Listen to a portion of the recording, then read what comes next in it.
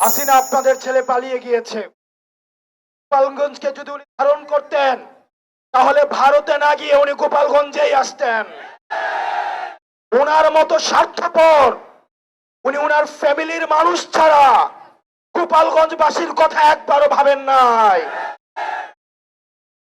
গোপালগঞ্জবাসী, গোপালগঞ্জ বাংলাদেশের হয়ে উঠতে পারে নাই। আপনারা বাংলাদেশের হয়ে উঠুন। আওয়ামী লীগ পরিকল্পিতভাবে গোপালগঞ্জকে বাংলাদেশ থেকে বিচ্ছিন্ন করেছে, ভবিষ্যৎ প্রজন্মের ভবিষ্যৎকে সংকটে ফেলেছে।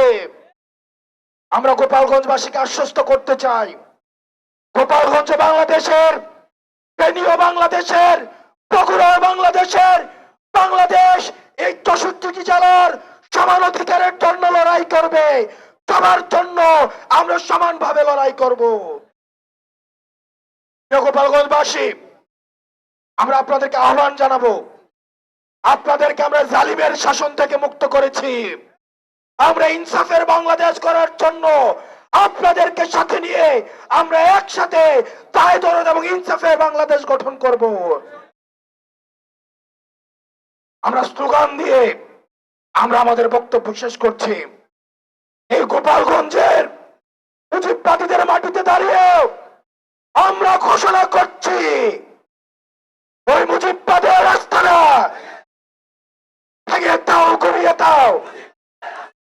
মুজিববাদের আস্তানা, ইনকিলাব ইনকিলাব, মুজিববাদ মুজিববাদ, মুর্দাবাদ মুর্দাবাদ, মুজিববাদ মুজিববাদ, ইনকিলাব ইনকিলাব। কোথায় কোথায় বাংলা ছাড়, এই দেশ আমার দেশ। ইনকিলাব ইনকিলাব, মুজিববাদ মুজিববাদ, এনসিপি এনসিপি।